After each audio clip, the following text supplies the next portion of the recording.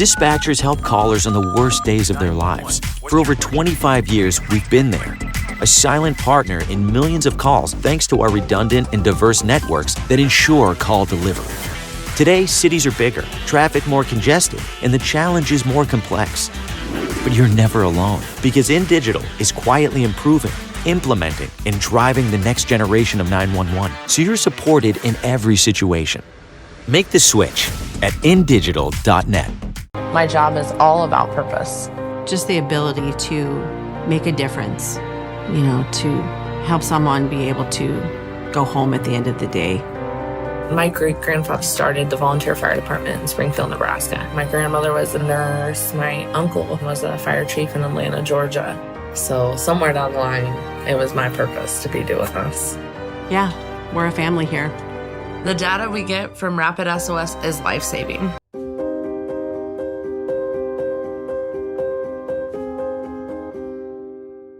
Have you ever met a 911 professional and asked, what's the worst call you've ever taken?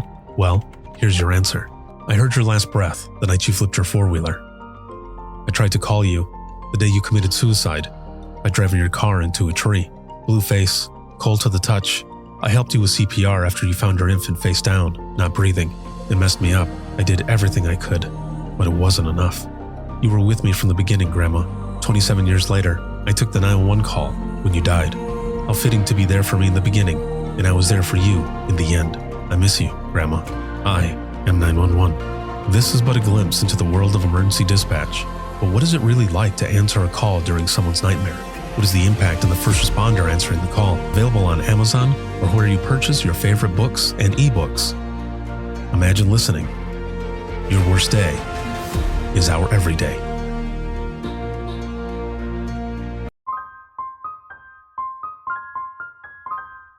This is Jordan, and you're listening to the Code 7 Podcast Network.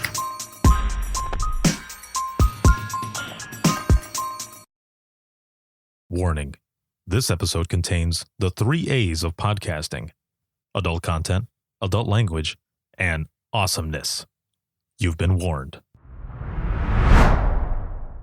Early on for me, I had a very sick father growing up. It seemed like I was always the one calling 911 for him because he suffered with seizures all the time. And so it was sort of like routine. When I called 911, they would ask, where's the emergency? What's going on? And it would always be for my dad. And so that was another thing that stood with me, because when they would come to the house and, the EMTs and the police officers and things that they would do and say and how they treated us so nice, and they made sure that my dad, he was good every time they came to respond. They were there like 2 to 3 times a week.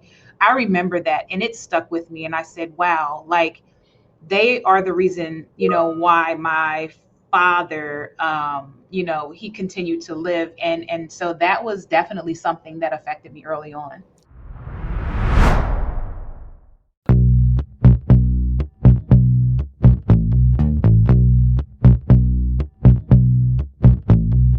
Welcome to Within the Trenches, true stories from the 911 dispatchers who live them.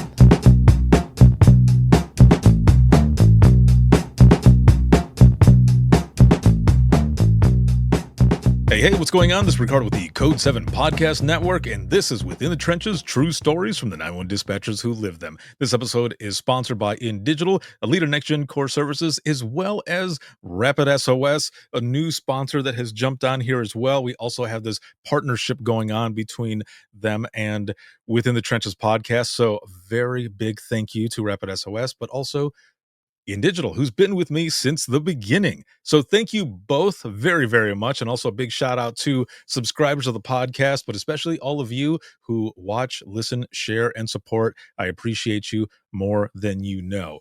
It is October 20th, 2025. It's almost Halloween, man. It is going fast. I don't know. I don't know what it is. It just seems to go faster and faster and faster. And maybe it's more so because we're going into the holidays. You've got Halloween, you've got Thanksgiving, and then you've got Christmas, and then you've got the new year. And it just seems to go and go and go. Maybe that's what it is. I don't know. But it's going pretty fast. And we're already going to be at the end of the month, and so many things going on. A lot of great content, a lot of great episodes coming up. And also, different training appearances. I've got the 8-hour communications course that I do and all, and I've been traveling all over the country teaching that, but also going back out to the ranch in November and December with the 360 dispatcher, which is run by Joe Serio. So I'm going to be out there both of those times, and things just continue moving on, and I wouldn't change a thing. I love it. But I thank all of you for it, because if it wasn't for all of you, I wouldn't be where I am at today. So thank you for all of it. I am excited for my guest today. We are going to be talking about so many different things, but especially culture within the ECC. And for those in the general public who listen to this as well, if you don't know what an ECC is, it is the dispatch center. It is the Emergency Communications Center. To be specific, ECC, that's what it is. We're going to be talking about a bunch of different things here, but my guest today is Tipi, and she is the Chief of Staff at OUC, or the Office of Unified Communications. Hello, how's it going? Hi, Ricardo. I'm good today. Thank you. Excellent. And I am so happy to have you on. And, we were kind of talking a little bit before this. I was out there a few years ago, and your ECC is not just massive, but it is amazing looking. I remember walking through there, and I'm sure there's stuff that has changed since then, but the amount of people that work at a time, and we'll get to some of this stuff as well, that are out there. I remember when I was standing there with the folks that were giving me the tour, I said, your consoles, like right here where people are sitting, that was pretty much my central dispatch. Wow. My place is kind of smaller. We only had 5 consoles compared to what you have there. But man, just an awesome place. And I can only imagine the stuff that you guys go through and the types of calls that you take, because of the fact that you cover the District of Columbia, Washington, D.C., like all of that there. But before we get to all of this, I want to learn more about you, because we were talking before this, and you had mentioned that you've got 23 years in public safety. So just to start out, how did you get involved in public safety to begin with? Oh my goodness. Well, early on in let's say back in high school, I would say that there was a group of friends of mine, and we all had the interest of becoming police officers or something in law enforcement. So we were very tight. And it's funny because I just went back to my 30th class reunion, and we are still in law enforcement, which is so funny. And so when I went to college, I majored in criminal justice at a Baptist college, which is Virginia Union University in Richmond, Virginia at the time. And they had just opened their police academy there. And so in taking some of the courses that I started to take early on, I started to learn about things outside of, out of policing, because I was a girly girl. I loved the fingernails. I loved to get my hair done and wear the makeup and things. And at the time, I really did not think that was welcomed in policing. And so at that time, I also worked at King's Dominion as a front gate security guard. That was a part of our coursework. They offered part-time positions for some of the students, and so I did that. And so being in Virginia, and when I moved back home to New Jersey, South Jersey, I realized that I wanted to be a part of public safety, but not as a police officer. And so I applied with Amtrak Police in Philadelphia at 30th Street Station. It probably took about maybe 6 or 7 months to actually get into the department, but I actually got into the department, and that's where I started my career. Oh my gosh, so many years ago. So yeah. Oh man. Okay, so let's rewind a little bit here. So I remember King's Dominion. I've been there before. As soon as you said that, I popped up. I was like, I've been there. That was a great place. Yeah. And so you started out. You already had, you and your friends, you already had this want, this maybe calling already right off the bat, this call for service. Like, do you come from, and also kind of your friends, if you know any of this, but did any of you come from families from public safety, military, or anything like that? Or was it just simply something that you guys were like, This sounds like it would be cool to do. Like, was there any other inspiration building that up? Yes. So I'm not familiar with any of their backgrounds as far as their Hmm. parents, but one thing I will Yeah. say is that early on for me, I had a very sick father growing up. It seemed like I was always the one calling 911 for him because he Hmm. suffered with seizures all the time. And so it was sort of like routine. When I called 911, they would ask, where's the emergency? What's going on? And it would always be for my dad. And so that was another thing that stood with me because when they would come to the house and the EMTs and the police officers and things that they would do and say and how they treated us so nice and they made sure that my dad, he was good every time they came to respond. They were there like 2 to 3 times a week. I remember that and it stuck with me and I said, wow, like they are the reason, why my father he continued to live, and so that was definitely something that affected me early on. Oh man. I can so yeah, deeply rooted in a lot of ways where now you want to be that person. It's like it's paying it forward, right? You want to give back in a way that there were all of these folks that were helping you and ultimately your father as well. All of these things that you're going on and like you said, it stuck with you and like the bug bit you right away in a way, right? And it stuck Yeah. with you and you were going through it and you build up to it. So now you're doing you're in law enforcement. Mhm. And what are you doing at this time in the beginning? Are you in dispatch already or are you out on the road? Are you on scene doing calls? Like what is it that you're doing from that point after So King's Dominion? yes, after King's Dominion, and I got hired on as an emergency communications. I forget what it was called at the time, Mhm. but I was an actual call taker and a dispatcher at the 911 National Communication Center for Amtrak. And so there we had to answer 911 calls, we monitored alarms, and we also were somewhat like customer service as well. And we actually had to dispatch officers at the different train stations along the Northeast Corridor.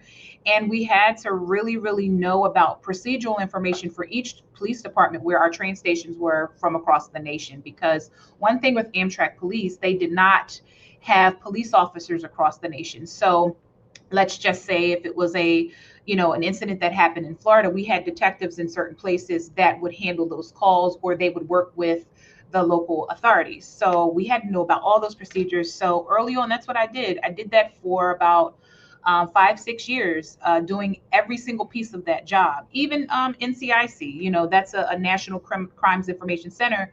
We actually did that as well. So we rotated, but we worked under an umbrella where it was a police department. So our supervisors were sergeants and lieutenants. And I think we had one civilian manager. She was over management of the division. But however, for the most part, we were managed by police officers. And that's what I did. Yeah. Okay, so right off the bat, I will say I had no idea that Amtrak even had anything like that. Yeah.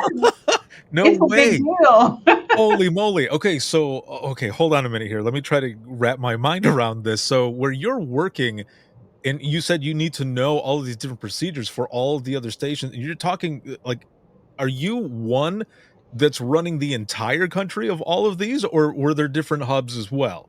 So, yep, that's a great question. So, the way that it worked, we would have 1, 2, 3, 4, 5 people on duty, either 5 or 6. Mhm. And so, the way that they situated us is that one person might sit New England, and that would include all of your states from New York up all the way to Rhode Island, Maine.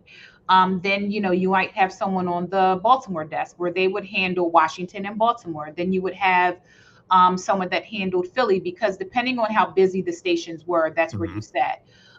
And so they had us sit at these different zones based on how we were situated across the United States. And then you might have had the teletype operator that actually dealt with all of the detectives from across the nation. So, yes, the National Center is now located in Wilmington, Delaware. They used to be at 30th Street Station on I call it the hidden floor. So if you ever have been into the train station, Mhm. when you look up, it seems like it's 5 floors.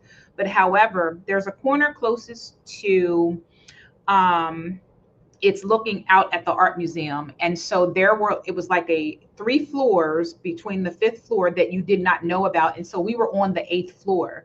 So we were up there. No one knew that we were there, but we were there where CNOC was. That's where they had the electrical train control office. But of course, everything is now in Wilmington. That is amazing and terrifying a little bit. Only because, and I only say that because there's so much stuff that you have to know, and it seems like in dispatch there's already so much stuff that you have to know. But I guess, once you get into it and you get into the groove, it's like, hey, it's another day. It's a Tuesday. Like, Yep. wow. And you did that for about 5 or 6 years, you said? Yes, I did that for 5 or 6 years. But I loved it so much and realized that I wanted to keep going. And so I always had leader in my spirit, ever since I've been 4 years old, I had leader in my spirit because that's how my mom raised us. And so I knew that I wanted to do something else. And I remember having the conversation with the manager there, the civilian manager, and she was just like, look, I know that you love what you do, but if you're trying to move up, then maybe you might need to explore other options, because right now, if you're not going to be a police officer, there's nowhere for you to go. And so I took that as a plus. And so that's what I did. I went on and went to my next center, where I got a very wealth of knowledge from two great directors there at the time in Montgomery County, Pennsylvania. Actual Eagleville is what it was called. The Eagleville prison was there. And that's where I completed another 8 years of dispatch. Oh, man. So you're just building this chest of knowledge and experience going from place to place. Now, I have to ask, just going back to King's Dominion, do you feel like some of the stuff that you were doing there kind of prepared you for which you went into Amtrak, and then of course Amtrak preparing you even more to your next spot that you were in? Oh, of course, because when we had to describe a suspect, we had to go head to toe, inside to out. We had to know how to describe a person. The one thing that you may not know is that we had emergent situations at King's Dominion as front gate security. Someone might have tried to bring in a knife or a gun or something. And so we had to use our judgment and in order to be able to describe these things, and use a radio, understand how to communicate, understand how to work together. So a lot of those pieces that we did, it helped me in police dispatching and call taking. It's just those building blocks of just experience, and I love it. And that's why I asked, because there are sometimes when we're going through, there's these little nuggets of things where you think about, and sometimes the guests, when I'm talking to them, they go, you know what? Yeah, no, that did work. Like, that did come up. So that's awesome that you had all of this that was going on. You had this leadership spirit, this calling already that's been, coming on. And like you said, from your mother and everything else, I love how it's just life experience, your parents, and all of these things that were just ingrained in you. Do you feel like there was a moment at all at Amtrak or your next spot where, when you were in dispatch, that you realized, whether it may be a call, an incident, or whichever, where it just solidified, I'm in the right place. Like, this is where I'm supposed to be. This is what I'm supposed to be doing. I can say yes. So during my tenure at Montgomery County Dispatch, I was actually one of the trainers, communication training officers that was selected to help with, how could I say, documentation assignments, right? And so from time to time, we would have call takers that just didn't seem to catch on, or they just weren't fit. And so they would need, documentation in order to determine, what would be the next steps. And so outside of my communications training officer role, they would tap me in order to sit with certain call takers. And I would just document, like, honestly, objectively, this is how I understood objective feedback, objectively, as far as their performance. And so my notes were so detailed and so extensive that it just blew them away. And so I knew at that time when they were selecting me to, to take on those different additional tasks, that this was the place for me, because I needed someone to do this job that would make sure that that person in need, they receive the help that they are calling for. Because again, putting myself in those shoes, when I called 911, when my dad needed EMS, every time they got there, they did the job and they made sure that my dad was okay. So I knew at that moment when I was being selected for those tasks that I was in the right place, in the right field. I love the callback, and I say that because it was basically building that standard for what you were just saying already, and how it was building what you were doing as well. Like that standard was already there. You're like, I'm gonna meet this, exceed it. This is the way it's supposed to be. This is what's going to happen. I love that. Do you remember? Well, when you got into dispatching, I'll put it this way: was there anything in dispatch right off the bat that kind of surprised you at all? You walk in, you see what everyone is doing, whether it be Amtrak or Montgomery, and you see what everyone's doing. I mean, are you overwhelmed at all, or were you just like, let's do this? Um, well, what I can say is that the types of calls that we experienced at Amtrak Police versus the types of calls that I experienced at Montgomery County, they were different. Hmm. I had to understand that we might have gotten a call for a train crash that involved an occupied vehicle, and I can remember that.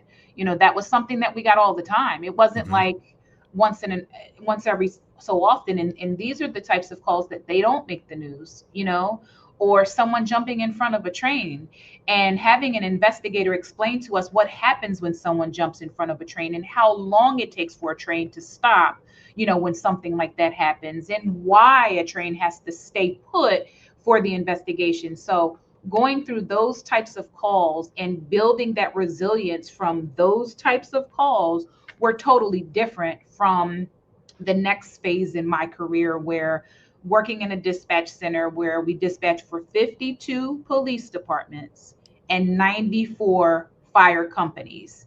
And I'm pretty sure that number has increased. But again, dealing with every single department's procedures and every different fire company, there were all types of calls. I mean, I think the one that was the most popular were the bank robberies, understanding how to, look at information that's being put in simultaneously coming from a GPS tracker, right? From 3SI. We got a lot of bank robberies. I never got a bank robbery at Amtrak Police, right? I mean, seriously, because where some of the major banks were, they were along the major interstates. So like the Pennsylvania Turnpike and the interconnector, they would rob the bank, get on the interconnector and make it either go north or south. And where the county was, Philadelphia bordered. So we received a lot of those and just other types of calls, so yes, a big difference. Yeah, I remember being in dispatch, and even early on, the first center that I was at in Central Florida, and the adrenaline pumping from just the possibility that a bank robbery was going on. And Mm. hearing you say there was you guys dealt with that, a Mhm. lot, or, Mhm. you know, I, I don't envy you during that time, I'll say, because I can just imagine. Because I remember sitting there and, there's a procedure. I won't say the procedure, but there's a procedure that happens. And if someone misses it and you're on the phone with them and you're thinking, okay, this is actually happening. Luckily, luckily, this was a new employee and I guess they hadn't been fully taught the procedure yet, Mm. and they just had them answer the phone because they were busy, and they're like, just answer the phone, and or whichever. So they didn't know the procedure. So I have people going out, and then they end up telling us, no, just hold off. It was a new person. They didn't know. We're like, okay. Whew. Like, all right, well, good. But yeah, I can't imagine. It's just like other folks that I've spoken to who take medicals all the time. Mhm. Like, that's all they do is take medicals all day. I could take medicals just fine. When I was in dispatch, we did all 3 disciplines of public safety as well, but if I had to choose, it wouldn't be medicals every single call. Right. But I guess it's just like anything else. Once you get into the groove and you're doing it, it's just like another Tuesday. So, you go in, you've got different calls, right? Different calls, types of calls that you're taking in each place. Now, at Montgomery, how many people were on the floor at a time? And also, was it like an 8 or 12 hour? It was a 12-hour Panama schedule, so we had off every other weekend. Mhm. At any given time, at the time, we had about 20 people on shift. That would include all of your police dispatchers, excuse me, all of your police dispatchers, your call takers, and then your fire board. And so, of course, we would also have at least 2 supervisors on at any given time. You would have a operations manager, I would say, and then the director would be there. So, Man, again, we only had 3 people on at a time. yeah. At the last center that I was at, the last ECC, which was actually in the county that I grew up in. And, every so often there'd be calls from people that I knew. And, so that kinda added a layer on it, but when you talk about how big things were, we had 3 as our minimum throughout the week, and 4 was the max. Well, 5 if we had weather going on, but 4 over the weekend. So, in Montgomery, or where you're at now, do you remember some of those earlier calls that you were taking right off the bat, in the beginning? I think my very first call when I came out of training, I will never forget this. Mhm. Literally without a CTO, I picked up the phone. The mother is hysterical. She's crying and she's just hysterical. And finally, when I can calm her down to find out what is it, what is she reporting, I will never forget this. She said, I just came to my son's room and I found him hanging. And I had to give her instructions on how to get him down and how to administer CPR.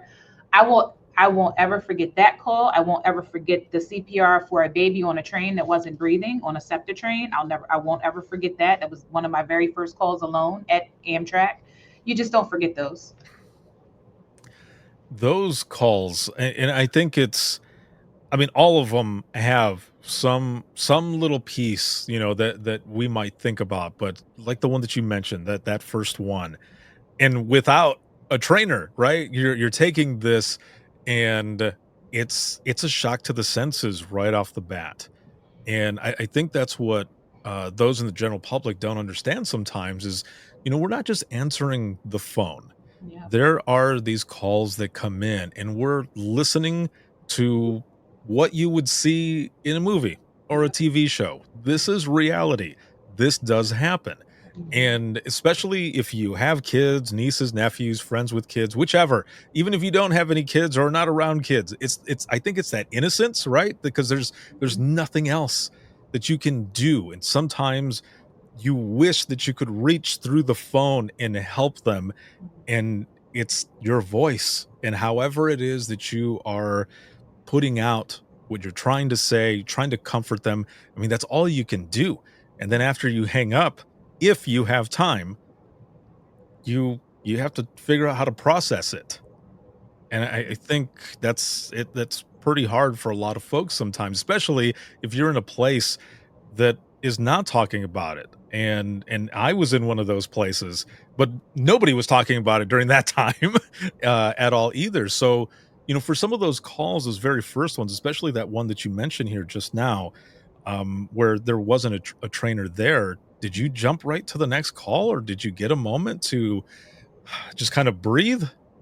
I believe I just went on to the next call because at the time, um, there weren't really many resources. We Right. had, okay, if you needed to, you could take some time off. The supervisor might walk back with you in the office and you could talk about the call, but then it was just like, okay, we're back to it. There wasn't a clinical professional there. There wasn't a wellness coordinator. There wasn't a behavioral health specialist there.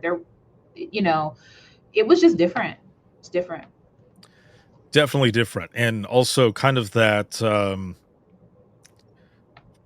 without a better way to put it, kind of the older guard, right? The other guard where it's just like, suck it up, you've got this, keep that intensity up, keep going. You're like, okay, like I'm trying. And a lot of times you are left to your own way of trying to figure out how to process a lot of this stuff. And just for me, as an example, I had to figure that out. I was one of those people who would say, "I leave it at work. It doesn't come home with me," which is not the truth because it does. It does come home, and it ends up going on to your family or friends or people are like, "Dude, are you all right?" I'm like, "Yeah, yeah, I'm okay." And no, I'm actually dying on the inside, but I don't want to put that on anybody else. Plus, I don't want anybody, there's that fear, right? I don't want anybody to think, well, Ricardo can't handle it. And Mhm. and that's how it was for a lot of us. And, finally just started talking about it. And then you find out how therapeutic it is Mhm. to do so. I'm so glad there's so many more resources now, but back then, man, it was tough. And it does suck though that in some places, as you probably know, in some ECCs, it's still like that, Yeah. where people are just, yeah, just figure it out, just do it. And I think that's kind of why people are leaving too, which we'll get to that here in a moment. As I mentioned in the beginning, we'll be talking about culture as well in emergency communication centers. But you mentioned these calls and all, but I have to ask as well, and as long as you feel comfortable, Mhm. because you mentioned already how these are ones that you won't ever forget, but a call that kind of sticks with you as well. Yep. So, which actually caused, well, I gave it a chance. I got one call and then I got the next call, and that was it for me. That's when I walked away from, frontline public safety, and I had to take a break. So, Hmm. back in 2012, 13, I was a supervisor. I was the second chair supervisor, and it's just a normal day. Wasn't busy or anything. And an officer had a traffic stop, and during the traffic stop, there were some issues, but again, it wasn't like an outside of normal traffic stop, in this area that was known for it. During the traffic stop, I guess there was something happened where the driver of the car took off, and there was a K9 officer monitoring the radio in the area. He's like, you know what, I'm just gonna take off and go after the car. He had his dog in the car. And where the suspect took off to, he took off, and he made a turn down the street from our training campus, and he went into this vacant lot where there was a railroad trestle, right? So he ditched the car, he got out the car, and he made his way to the railroad trestle where he was at the top. And he waited for the officer and his canine to get out of the car. And he waited and he shot the officer in the head, and he actually grazed one of the bullets grazed the dog as well. Um, that came over the radio. I'll never forget it. I'll never forget that the first chair supervisor that was sitting with me, she had 19 years in. I will never forget that day, when we heard them come over the radio and when we heard that he shot in the head. And she turned around and she looked at me. Now, remember, she's a 19-year supervisor. I'm about 4 years, 5 years in as a supervisor. She looks at me and she says, "Oh my God, Tippy, what are we going to do? I don't know what to do." And she's crying, hysterical. And I'm like telling her to hold it together. We got this. And everyone stepped up, started simulcasting information, and they stepped up, and we went on, and the suspect was caught. Um, that was probably one of the hardest days in my career, because after the fact, I'll never forget this. We all, they relieved us. We had people come in and they relieved us, and we sat in our training room and we sat around the circle. Everyone's hysterically crying. And that's when the guilt set in. I'm just like, what didn't we do right? What didn't we do? I went home and I didn't come back to work. They called me every day. They said, "Tippy, are you going to come back? Are you ready to come back?" I said, I just can't do it anymore. I'm done. Like, I don't want to do this anymore. And so, I went back. But however, I said, look, I can't do this. I don't want to do any frontline. I just can't. So they said, okay, how about we bring you back and you can manage the backup center, right? So this was about after everything happened and we finally situated or whatever. It's probably about 4 months later. And I'm managing a bunch of call takers at our backup center. And one of the call takers, they get a call, and I'm supervising, and we're at the training campus. And so where we were at the training campus, there was a glass window, and we could see the training campus where the officers go in and where they, where the range is and so forth. The call taker gets the call, and they said, we need ambulance. Officer's been shot. And we're puzzled because we're like, wait a minute, we're right here and we're at the training campus. So what had happened is that there was an incident with a training instructor, and not to give too many details, training instructor with a student, and it was an accidental discharge. And again, went through that again, but this time I think it was a little bit more graphic for us because we saw the helicopter land. We saw all of that. And so that's when I decided, I said, I think this is time for me. This is it for me to walk away. And that's what did it for me. Well, first off, I thank you very much for sharing that story. And I have goosebumps right now. For those watching and listening, it's one of the things that is really hard to get over, really. I mean, you never really do, in a sense. It's always there. You might hear a sound that causes a trigger that brings it back, or you might hear something over the radio. There are things that happen, and it's hard to describe unless you've been there. I mean, people have seen it, I'm sure, on TV many times, and you can imagine, but you can imagine listening. However, when you're there, when it happens, excuse me, and it's people that that even more so hits harder. And when there's folks out there and you don't know exactly who it is, for those watching and listening, some of the things that us as 911 professionals do is we listen to voices. We listen to the voices that are coming over the radio to narrow down who is the person who is hurt or who is the person who is in trouble. And it's an odd thing. And a lot of people, sometimes I've spoken to them and they're going, you know what? I've never really thought about it like that, but we do. I'm like, yeah, we narrow it down just by listening to voices. And then whoever we don't hear, that's who it is most of the time. And so I can see, in those moments, you want to step away. And I do love that, the person that was there with you 19 years in as supervisor and such, they're going through their thing, but you're there supporting them as well, saying, we got this. And I think that's what happens. It doesn't matter if you've been with these folks and some of them might not be, you might not get along or whatever, but when it hits, everyone is there. Everyone is dialed in, and you're doing what you're supposed to be doing, and you're there for each other. And I love the fact, though, that you knew that it was time, or especially that first time, that you needed to step away for a little bit. And then you came back, doing your thing. This happens.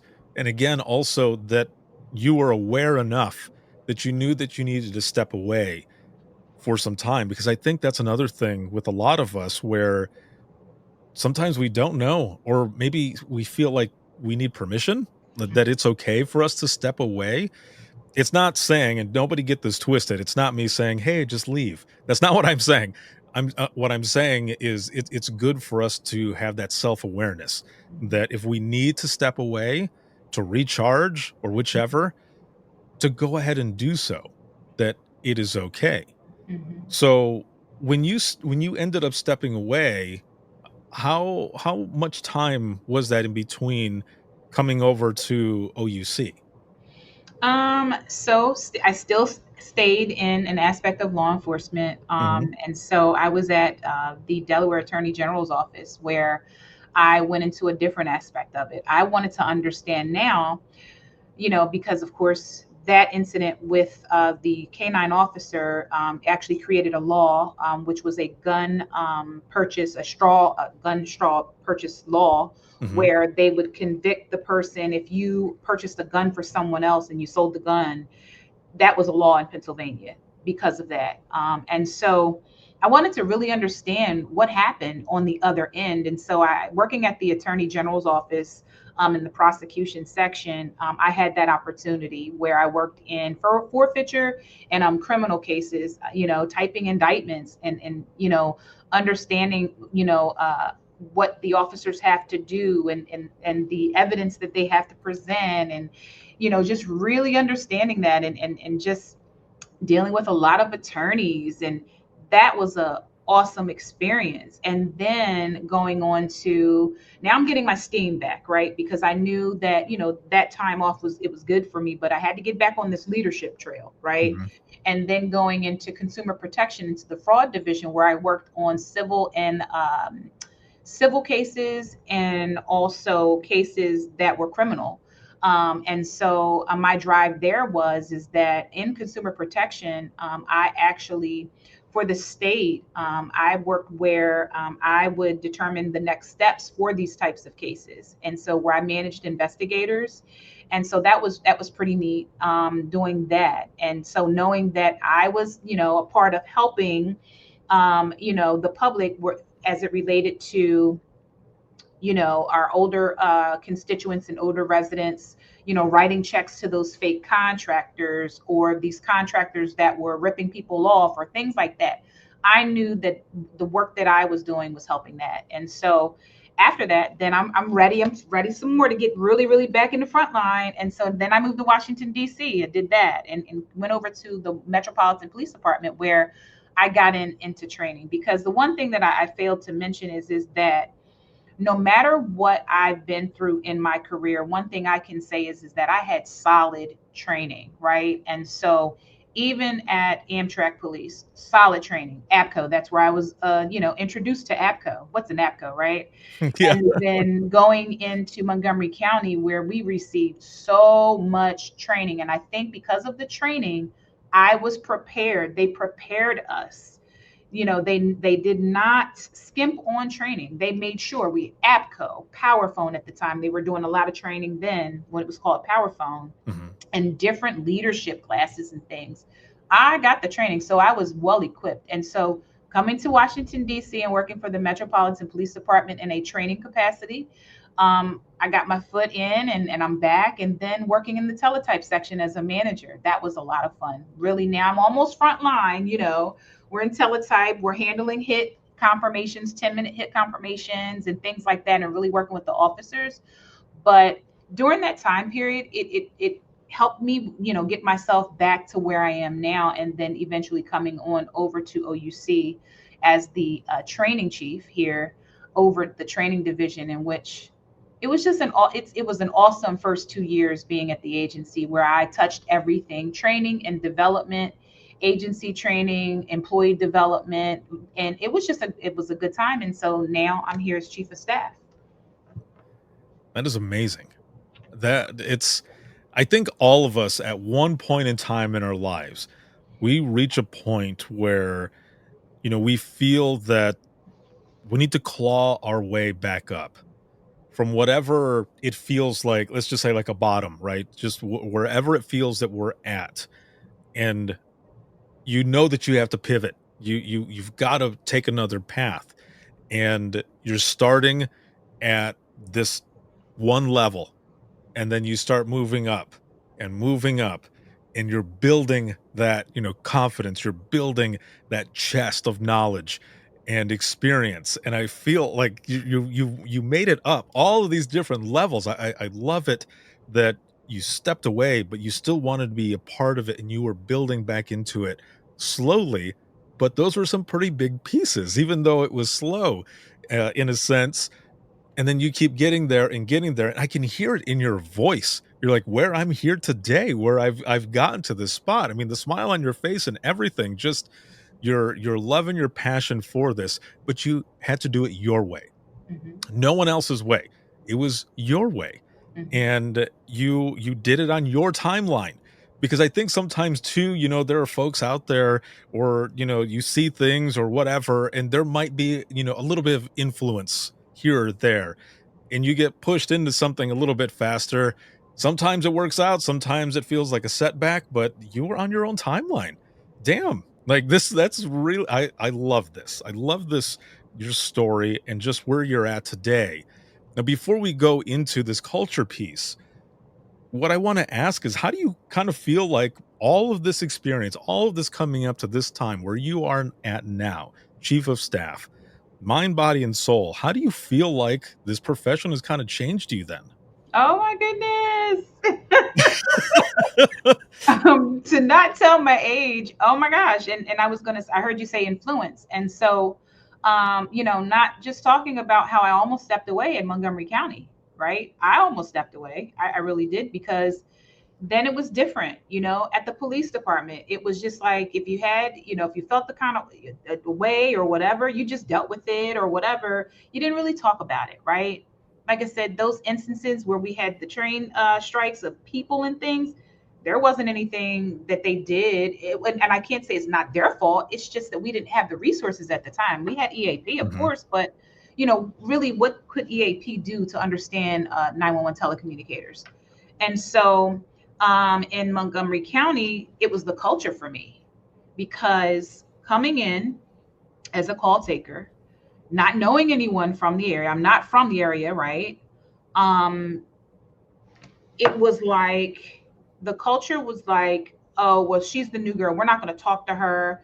We're going to just, she's going to sit over here in the corner. We're not going to look at her. We're not going to do anything. And that's how we're going to treat her. And maybe she'll quit. And that's how I felt. Supervision, totally different. It wasn't a build me up supervision, right? And so that was different. But one thing I can tell you, and I will say this, the leaders that I had, that I looked up to when I was there, the two leaders, they were the reason why I stayed in public safety, because I knew that the way that I felt and what they did in order to acknowledge it, and the things that they did to make sure that I stayed, they cared about the culture, and they were a part of the reason, because the culture started changing, just from holding supervisors accountable, holding their behaviors accountable. And we could see it. It wasn't done behind the scenes. It was done publicly, not embarrassingly, but it was done publicly, you know.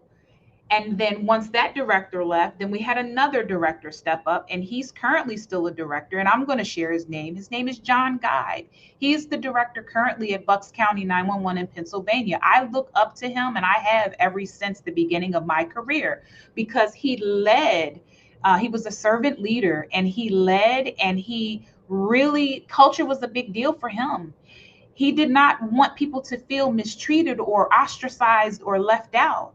He ensured that. So what we went through then and what we're going through now, somewhat some of the same things, but it's different, because now we have the money, we have the opportunity, we have the interest to change culture where we didn't have that opportunity before.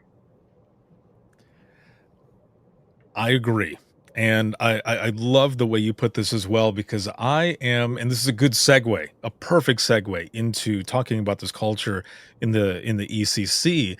And I've been telling people this for a while now, especially in that class that I teach, because the whole point of that is to bridge the gap between seasoned dispatchers and new dispatchers, or even seasoned in seasoned dispatchers, because I'm a firm believer that it's going to be us that finally conquers this short staffing issue, because it's not going to be legislation. And don't get me wrong, nobody get it twisted. I'm sure that stuff will help federally eventually. I do get that. That's not what I mean, though. What I'm saying is I don't think it's going to be all of these big things. It's going to be us. It's us who's going to be there to figure this out. I really, really believe that. So going into this, your thought process on culture, what it was like before, how it is now, and how it aligns with retention. Well, like I just gave you the one example, I was ready to leave. I started Mhm. applying for different jobs within the county, and my director got wind of it. And he pulled me and he said, I'd like to have a meeting with you. He said, why is it that you want to leave us? You're one of the best call takers that we have. I don't understand. And I gave him some of the examples of what I had experienced. And I had never seen a person turn so red and so angry. And so just speaking about it, that's how that change started. And so as it relates to now, someone that has experienced it, I feel has the most effect to help with the change. And so my director now, Heather McGaffin, she gave me the opportunity to chair our agency's culture task force because she knows how I feel about leadership and how I feel about developing the future leaders of tomorrow. That's my statement. I love to do that. I develop the future leaders of tomorrow because guess what? Tippy's not going to be in the seat forever. And so we have to develop the next person that's going to sit in the seat. But while we're also developing, we have to lead by example so that they can follow those examples in order to treat others so that they can look up to us and say, hey, oh my God, she was great. I liked how she did this. I like how she spoke to everyone and she did this. And there's going to be someone that they're going to aspire to be like. I want someone to aspire to be like me in public safety. And so, yes, the difference of what we had then versus what we have now, it's showing. And as far as it extends to retention. If a person isn't happy, they're not going to stay. You can give them all the money in the world. You can give them the $5,000 bonus. You can give them days off. You can give them pizza parties. But guess what? If they have to come to work and order, and they have to deal with the supervisor who's disgruntled because they, got pissed off with a family member and then they're taking it out on someone, or they're dealing with an employee who they have to go back and forth because they have to sit next to and hear certain things, that's not going to keep an employee. You can do whatever you want, but they're not going to stay. And I was speaking to a group of people and they said, it's not about the money. I enjoy coming to work because I enjoy the atmosphere, and what we have to realize is that some of us, some of our employees are dealing with so many things at home and they come to work for the getaway. The work is paradise for some of them, right? But you just don't know. And so with that being said, if they're coming to work for paradise, right, for the beaches and the sun and the palm trees and that type of atmosphere, right, and if they get there and they don't experience that and they have to come and deal with hell at work, why would they want to stay? So that's how I correlate it. I correlate retention with culture and wellness. Our employees have to be well. If they're not well, they're not going to give you the full performance that you're looking for. They're not going to help with those answer times. They're not going to help. They're not going to help with getting that call out faster to the officer. It's not going to help when the officer's calling on the radio and the dispatcher's not answering them. But I can guarantee you, if the culture is positive, that's going to change the way that they do their job and the service that they provide. When are you running for president? I mean, like, like I'm ready to vote. Like, are you hiring? I might come out of retirement. Like, that is amazing. No, I fully agree with you. And let me give you an example, because as I mentioned in the beginning, I've been traveling all over the place teaching this one specific class, and there was a dispatcher in there, and this was out of North Carolina. And this hit me so hard because this person said they were working in this dispatch center that was only about, I think, 15-20 minutes away from where they live. Okay. And they were struggling and they were asking for help. And this person was basically brushed aside. And no help. People didn't care. So this is what this person ended up doing. Now, and this is a few years ago now. So I'm not sure where this person is now. I think they've moved to where this other dispatch center is, but at the time, they were driving about 3 hours away from where they live to work at this other dispatch center that paid way less, but the culture was good. People actually cared. Now, I've had a couple people in classes kind of scoff, and I've looked at them and said, you might scoff, but how bad? Because their scoff was like, I would never do that. But you don't know. You don't know unless you're in that situation. But how bad does it have to be for that person to make way more money and drive only about 15, 20 minutes versus making less money and working and driving about 3 hours or so and working somewhere where people actually care? They actually rented an apartment for the week so that they could work throughout the week and then come back to their house on the weekend and then go back. Like, what? And I'm just standing there looking at the person as they're telling me this, and my heart is breaking because I thought, man, this job is hard enough as it is.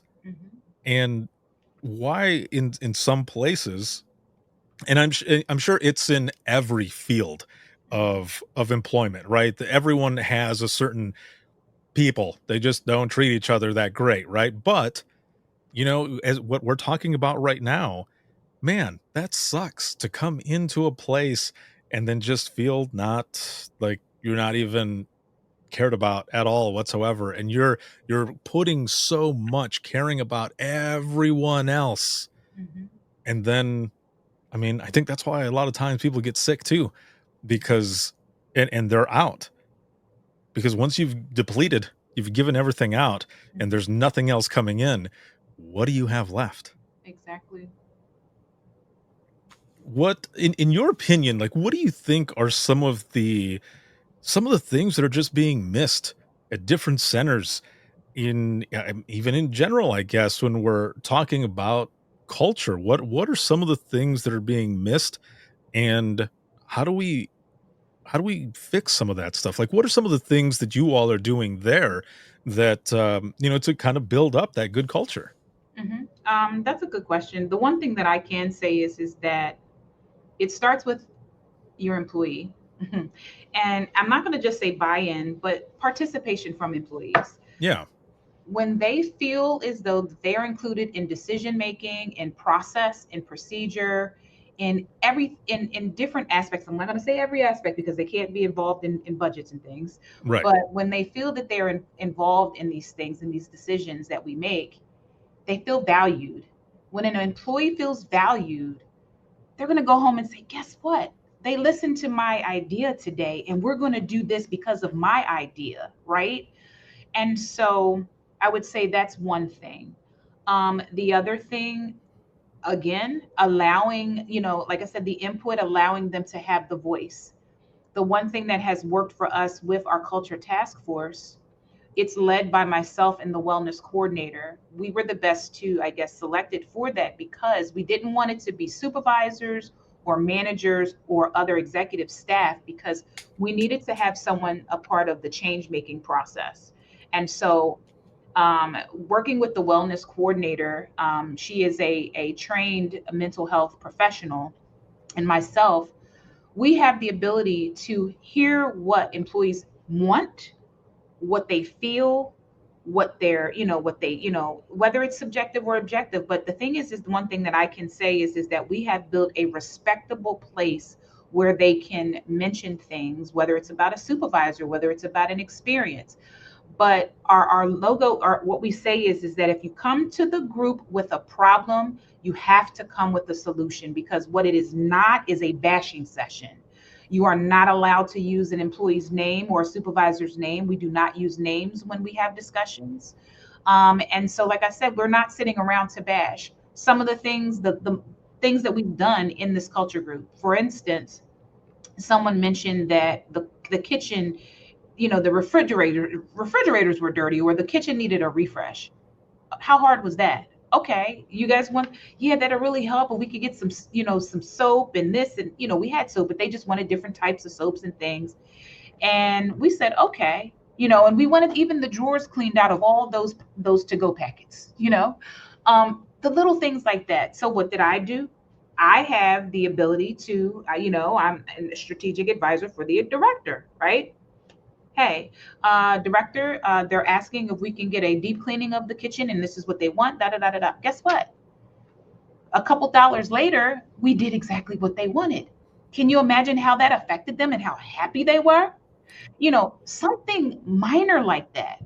And then we reverted to uniforms about a year ago. They said, can we have like spirit days, and can we do this, and can we do different days when we're not wearing a uniform? Okay, so what's the plan? You give me what that looks like, what the days are. What did I do? Hey, do you think it would be okay if we do this? And sure, no problem. That's all it took, were the little things. But we meet in this group once a month where we listen to our employees, right? And so we even took it a step further where, the other piece that we're sometimes, I think we are scared to attack or approach, are the issues with supervisors and management. You have these relationships when they were dispatchers and call takers, and now they went up, promotional wise, and they still have those relationships. And they don't know how to manage correctly because of those relationships. Or they just haven't received certain trainings in certain areas. So example, they would complain about some supervisors and how they would speak to employees.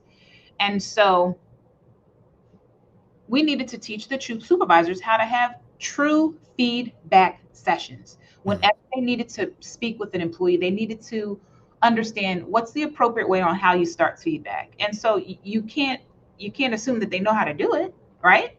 So what did we do? We went out, found a vendor that provided feedback fluency training. And so Valerie D'Antino, she was amazing. She came here and she actually completed the training with our quality assurance staff and training staff. And then she came back and did it with the supervisors. Now they have a base on how to have feedback, but taking those steps in order to get our supervisors and managers up to speed and up to where we can get them to work on their behavior. And so we, when we would meet, we would say, have you seen any improvement with the supervisors? And do you know, to this day, and the culture group has been in works for about a year now, they are actually all saying that they see a difference in the supervisors and how they treat others and how they treat employees, how they communicate. It's working. And, just knowing that this is something that's not going to happen overnight. It's a marathon. If you're willing to put in the time to do this race, it's going to work. You just have to chunk at it. I know there's some great things that Fairfax, they're doing. One of the things they did, and we stole the idea, where when they have new training classes, they celebrate them on their first day, just like a pep rally. And that was amazing. And we did it.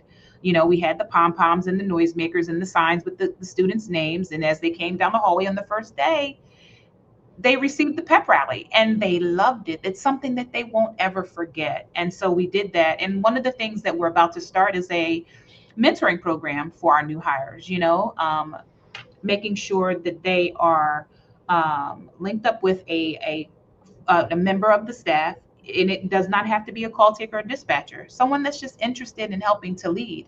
And so we're working on our mentor program. And so, like I said, when it comes to culture, it doesn't take a lot. It's the little things. And then last but not least, if agencies have the ability or have, some money in their budget to find that one or two a person that could help with wellness, that has made a tremendous difference. Our wellness program now has been in motion for about a year, our wellness coordinator.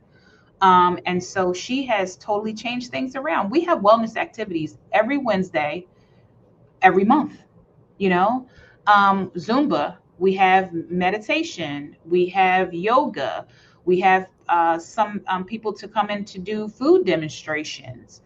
And so things like that. And then we also opened our wellness room. It did not cost a lot of money. I'm going to tell you, the most expensive thing in the wellness room was our chair. It was a massage chair. We have a TV in there. We found an office space, and we put some really nice decorations and things. I promise you, it did not cost a lot. That has made a difference. They are happy. You could just tell from their attitude. You can just tell how when they're going down the hallway. And I remember this is one thing, when I first got here, I'm the new person. I'm from New Jersey. No one knows me. They don't know what my approach is. People wouldn't speak to me, and I was fine with that. But guess what I did? I kept speaking. No matter if you didn't speak. But now I speak to everyone, and everyone speaks to me, just modeling that behavior. And so I think those are some of the things that I probably mentioned a bunch, and there's probably more, but those are the things that just resonate with me that I know are working and can work if you try it. I can't praise this enough. I love it. And they say words matter, and they definitely do. But they matter more when they're followed by action. And it sounds like that is exactly what you all are doing over there. You're following it up with actions, and people see it, they feel it, and things get better. And people probably, sometimes people will hear things like this and they'll go, it can't be that easy. And you're like, no, it is.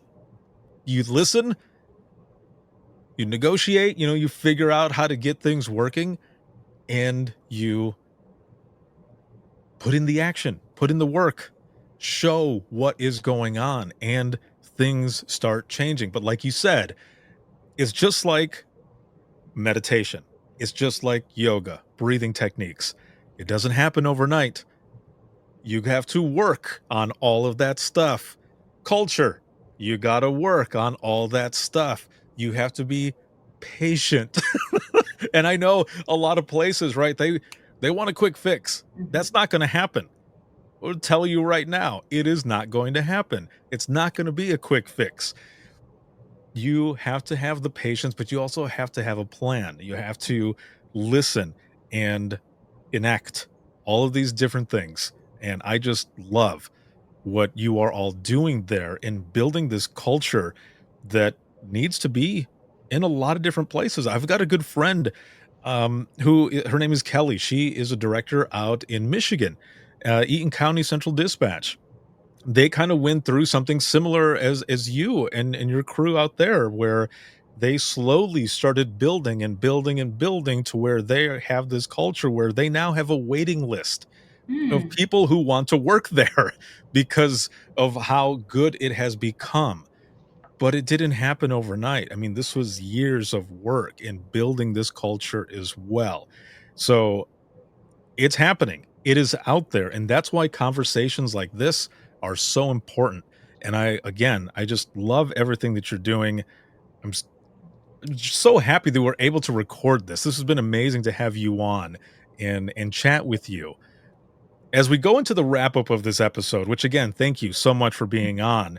And I've got one last question. Okay.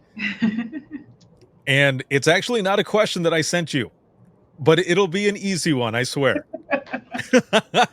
So with your 23 years of experience, all this time from the beginning till now, everything that you've gone through, and as I'm about to ask this, I also want you to keep in mind this really isn't to change anything, because just hearing your story, there is so much that you learned on the way to where you're at today. So this isn't to change anything. However, if you could go back in time 3 years ago to talk to yourself in the beginning of this journey, what would you tell yourself? What advice would you give yourself, if any? That's a good question. Oh my goodness.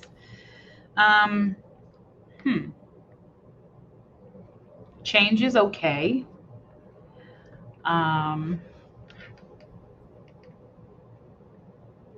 Patience is a virtue.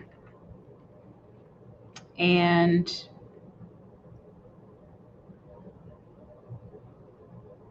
no good deed goes unnoticed. For sure. Perfect. I love it. Thank you again for everything that you're doing, your experience, coming on and sharing your story, and everything that you're going to continue to do throughout the rest of your career in this profession. Thank you so very much. Thank you. Thank you so much. This was amazing. I appreciate it. I had so much fun with you, and I will be back with you here in just one moment, so hang tight for me, please. And for those who are watching and listening, this has been an awesome episode. If you have any questions, if you ever want to be a guest on the show, you can email us. But the easiest way to do this is to simply go to links.co/IM911. And that is links with 2 I's.co/IM911. You'll find everything there. You'll find my email, social media, where to follow, where to hear the latest episodes of the Within the Trenches podcast, as well as the Imagine Listening podcast. You will find the link to join free the Trenches community, where I have over 200 hours of free continuing education. Also 44 hours of free rounds of the Dispatchers Roundtable. And also adding on there exclusively is the home of the Public Safety Showcase. And on October 22nd, when this comes out, it will have already happened, but you can go back and check it out. You can join the community. If you can't watch live on the 22nd, you can watch the replay. You've got a bunch of speakers. These are all virtual events that I have done. Those main 200 hours are from the Dare to Be Great virtual sessions that I have done. They're all there and free for you to check out anytime that you want. Again, you can reach that with links with 2 I's.co/IM911. Any podcast merch, any of the Imagine Listening books, anything like that can all be found there on that website. And a big shout out to InDigital as well as Rapid SOS as sponsors of Within the Trenches podcast. And shout out to subscribers as always. Thank you all very, very much. And then you can see this on Facebook, YouTube, as well as X and LinkedIn Live. And I've got clips, whether it be for Imagine Listening and the IM911 stories, or clips from Within the Trenches podcast on Facebook Reels, Instagram Reels, as well as TikTok. And then you can listen to either podcast 24/7 on Apple Podcasts, iHeartRadio, Spotify, your favorite podcasting app, and withinthetrenches.net. Have a good one, everyone. And we will see you all in the next one.